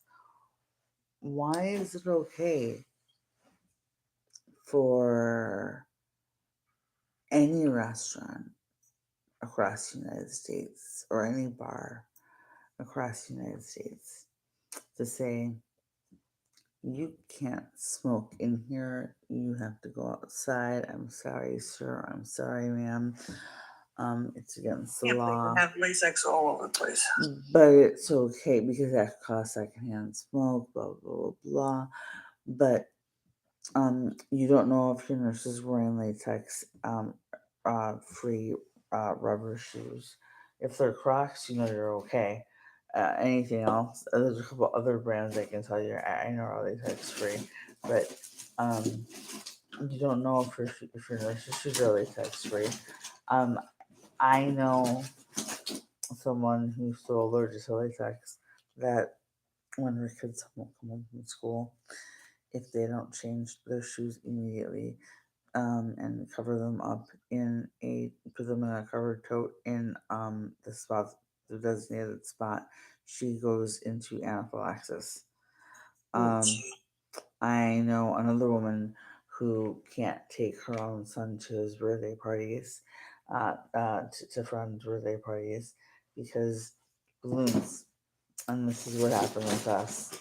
Um, my niece's birthday party, or my niece, her daughter turned 5 a few weeks ago, and we drove to Florida for the party. Me and my 16-year-old stayed in the hotel with the dogs, including my in-laws' dog, and waited for the party to be over. I walked the dogs during the party. This was for her, the kids she went to preschool with and everything. And then we waited for the opportunity to um, get picked up and go hang out at her house. Wow. Um, but we didn't even bother going to the party because we knew there was no way that it was going to be a latex free situation. Yeah. There was no way. Absolutely none. Um, and walking into that would have been How- would have been I've been here since the 28th. I'm supposed to go home, and yeah. my creatinine levels have been off the chart. Uh-huh. That has to go down before I can leave. Okay. The swelling was so bad. I look like I had severe gout in both legs. It started to go from my ankles, up my thigh, up my calves into my thighs. Okay. Heat coming off my legs were incredible. Yeah. Got to the point where I couldn't bend to sit down to go to the ladies' room, so they couldn't do the monitor in, monitor out. That's why they needed the Foley. Okay. That got one. I was not happy about that. Luckily, it went down fairly quickly. That was taken out. The amount of blood they've been taking is insane. And then I ended up with the delusions kept staying. So like every morning I'd wake up between 4 and 5 when they were taking my blood, because they don't have to wake me to take my blood because of the cat. I mean, the port, they can just take it. They don't even know they're doing it. But the other day I woke up and I thought I was in Canada with my sister. I thought that we were in a car accident and they separated the two of us. I kept asking, where's my sister? Why am I in Canada? And it took me 10 minutes to come out of it. Oh, yeah. Well, So, very delusional. And the doctor said that some of the medication could do it. Being in the hospital this often could do it. And having my room changed was making me confused. So they sent me for an MRI of my brain. Thank God everything came back normal. There was nothing there. yeah. But I just, every day, it's another test. It's more blood. It's that. And then the asshole took my biopsy from my kidney. It was a man and a woman. And it was 20 after 4 on a Thursday night. And she was pissed because she wanted to go home. And they were trying to do it fast. And he kept pulling on my gown. And I said, you have my catheter. You're pulling on my port. So I could feel it in my chest. He's like, no, I'm not. I'm like, yes, you are. So I could feel it coming out a little bit. And then I finally get back to the room and I said to my APN, call me. Well, she stopped in to see me. And I know her personally. And she's like, what happened? And I told her. So she went down and she reprimanded them and everything. But it ended up they had to work on my port cath because they practically pulled it out. And it's supposed to be, I've had it for 2 years. I've never had a problem. So I was pissed off. And they finally got it back in and everything was fine. But I mean, that's not my lifeline. That's where I get all my meds. Just because somebody wanted to go home early. Yeah, I was in the hospital. I mean, it's not the same thing, but it's kind of a funny story in the sense that my husband and I both immediately could sense the fury in the charge nurse. Um, like it was palpable. When I gave birth to Liana, I'm in the hospital. They kept me for 5 days. Because my blood pressure was 200 over 100 when I gave birth. I was induced, emergency induced, and I didn't know this at the time. But if it had been a normal birth, they would have kept her for a few days, because they made her do a car seat test before they let us leave, and they didn't even tell us that we needed to do a car seat test until after they started having us fill out the release paperwork. So I don't know what the thinking is behind that. But the point being, I was in the hospital for so long that I had the same nurses coming back on shift after their 2 or 3 days off. Yeah, that happened to me because I've been yeah. walking a lot. Yeah. Because if I can walk, they're trying to keep me. They're giving me the shots for the blood. They want to get any blood clots. So he encouraged me to walk. So when I came back from the ICU 2 days later, so I was in the regular room for 2 days, and I came back from the ICU. They were all like, "Oh my God, you look fantastic," and they were all telling me how bad I looked when I went down to ICU. I was like, "Okay, great." Yeah. And then when I had my room changed, another girl, a nurse, had been changed to that same unit. She was like, "You're still here?" And then yesterday, when I walked with my sister, I went from one unit to another. They have a link. Yeah. on the east. I walked over to west where I was, and they were like, "What are you doing?" They were like, "Where are you?" They were shocked that I was still here. I mean, I've Yeah. had some excellent nurses, I gotta say. The oncology nurses have been amazing. I had one 2 days ago that practically stayed with me all day. She explained every single drug I was on, what it did, why I was having it. She Hmm. was amazing. That's awesome. Yeah, they have a thing here where you can nominate a nurse. They get a little like recognition and a small denomination, money. She wouldn't care about that. She'd like the recognition. So I'm gonna fill it out and hopefully she'll get nominated.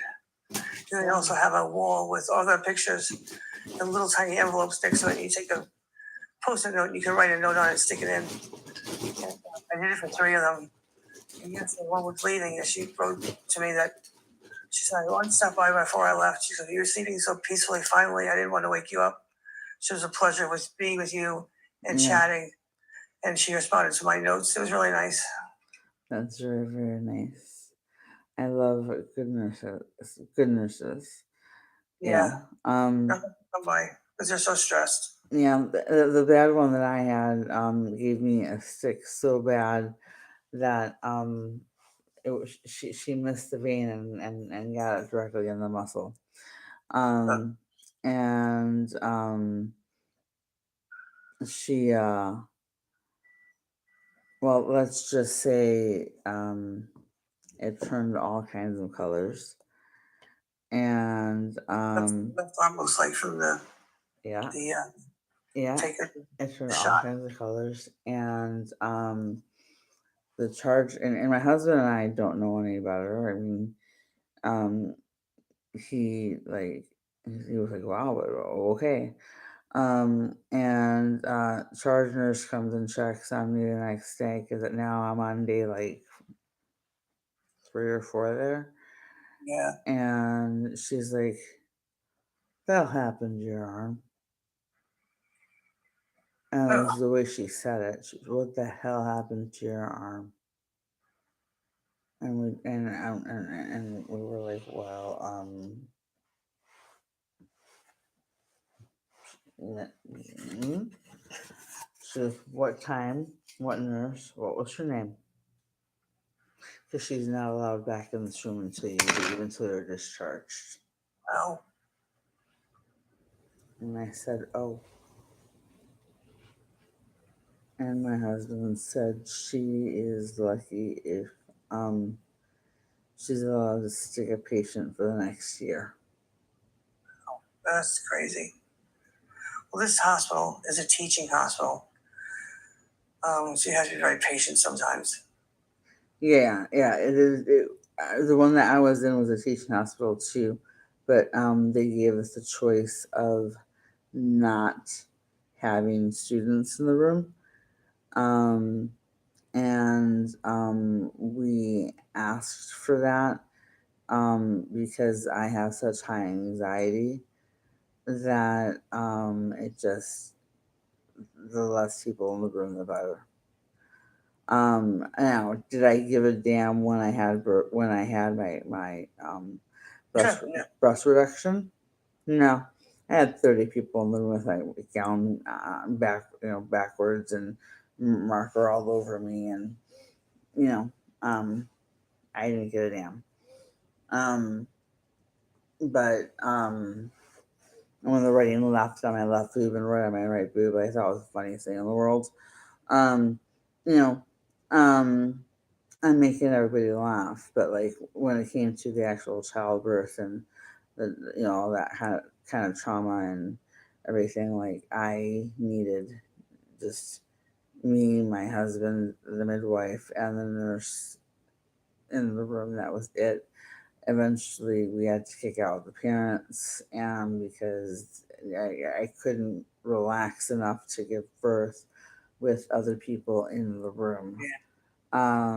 So nurses or having students in the room would have just made it even worse. So I understand that.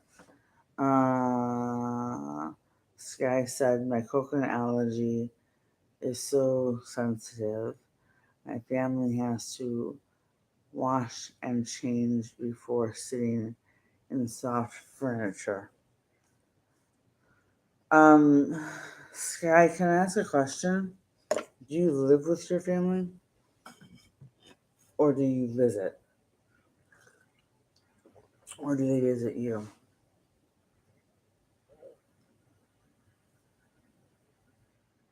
Oh, she gone. Or is she already gone?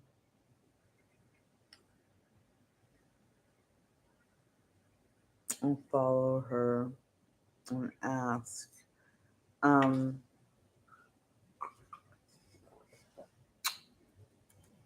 the reason I'm asking is because there's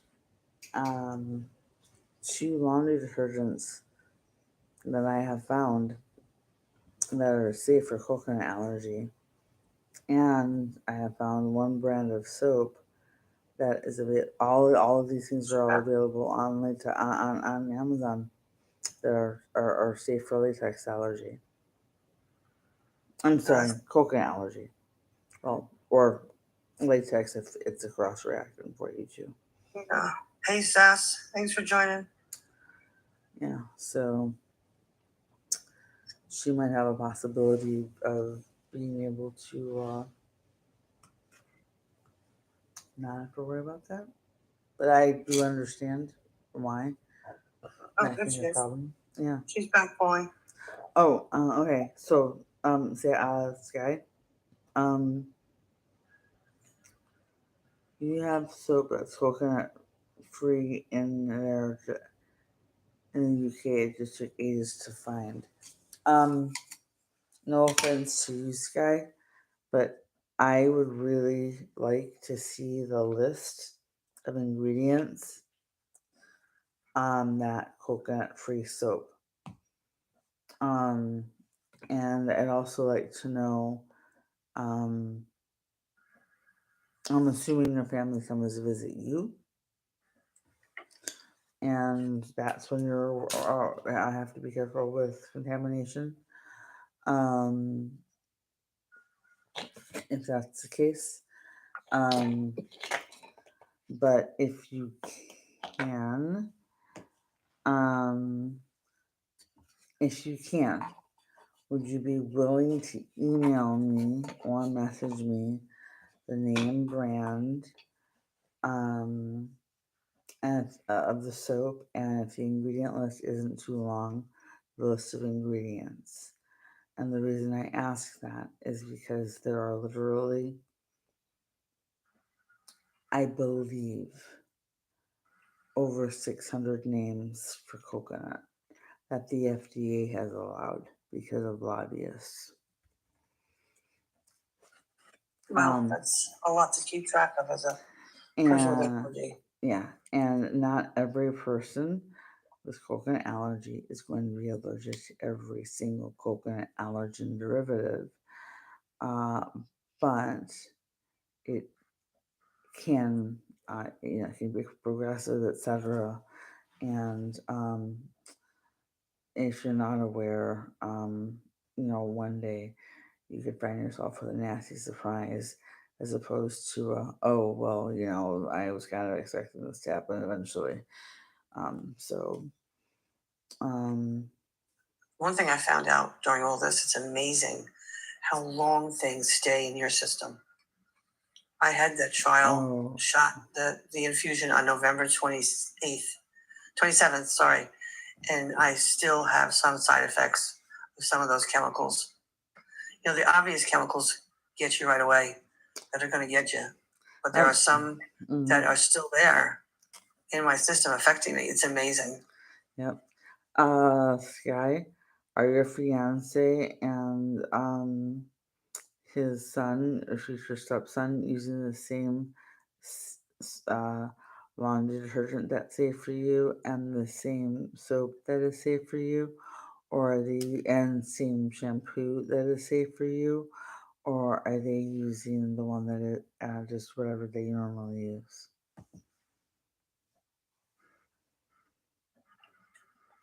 And the reason I say this is because my husband, you're all coconut free now. It's good, good, good.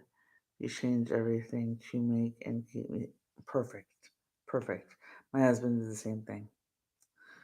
In fact, um, he went to the store one time on the weekend just to get. The store's 5 minutes from the house. Well, it was 5 minutes from where we used to live. He wanted a coffee and he was out of creamer, and he he was gone for like an hour. And I thought, okay, maybe there was a slight possibility they ran into somebody he knew. Um, that's known to happen. Um, and or he got a call from his mom and he was sitting in the car and talking or whatever, right? Like I wasn't worried. I was just like, he's been gone a really long time. Um, and when he finally got home, I was like, what took so long? And he goes, oh, I had to do a lot of research because I had to find a saved coffee creamer so that didn't contain carrageenan or polysorbate 80 so that I wouldn't give you an allergic reaction if I kissed you after I drank a cup of coffee.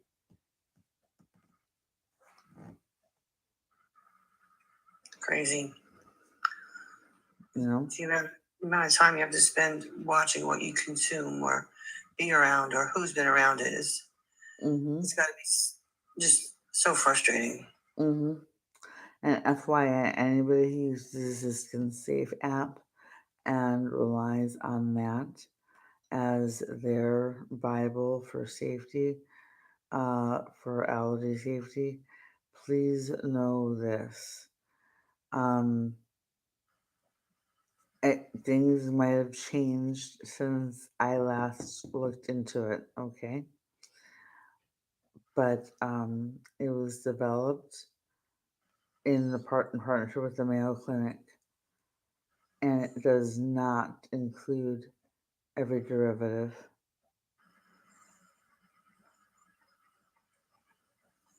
Yeah, Sky said cleaning the bathroom after every use was unrealistic.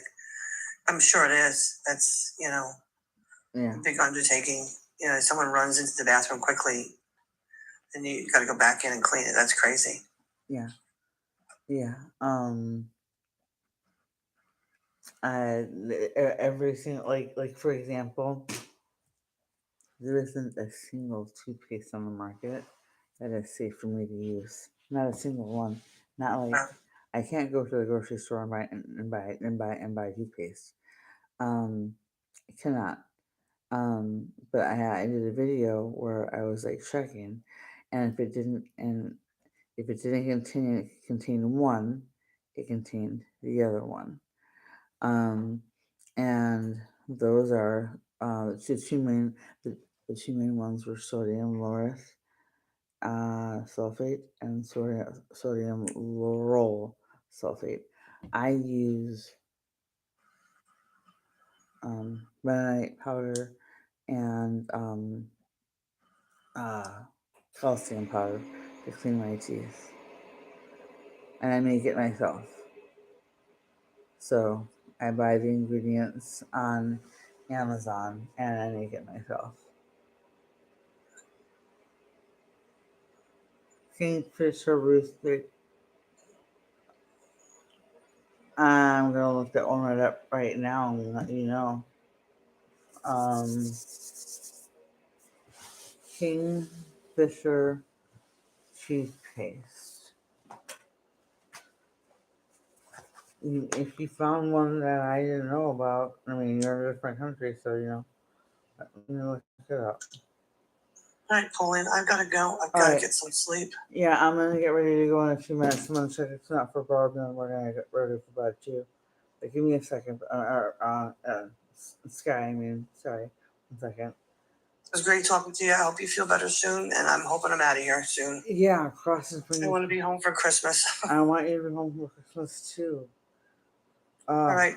Good talking to you, Sky. I hope everything works out. Sending you love. Thank you. Take care, guys. Okay, bye-bye. Kingfisher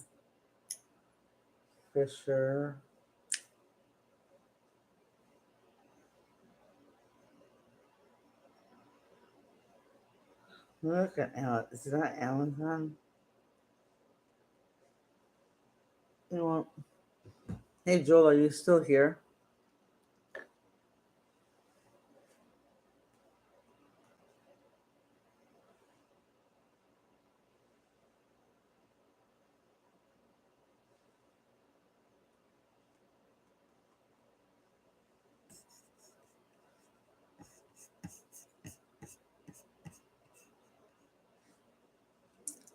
Alright. I know I still have a few people hanging out on YouTube, but I'm gonna let YouTube go bye bye so that I can look up something medical for my uh, TikTok friend here and then get ready for bed. Um, and I'm gonna start doing regular videos that actually. Here's my plan. I'm gonna start doing actual videos, okay? So that like I don't ADHD off of the original plan, which is what happened tonight. Because the second somebody jumps in, what I was gonna talk about is gone. The article I had up is gone. So um, I'm gonna start doing regular videos. Um, but I still want to do like once a week or so with YouTube. And I think I'm learning how to do a multi-stream, so that might be easier to do. So I'm gonna let you guys go. You guys have a great night. Thank you for hanging out with me. TikTok don't go anywhere yet. All right, have a great night, and we'll see you on the next video. Please like, subscribe, and comment on all my videos. It helps the algorithm. Hit the notification bell, and please, if it's even possible, help me get to 1,000 subscribers by my birthday next week, or as close as you can. Have a good night. All right.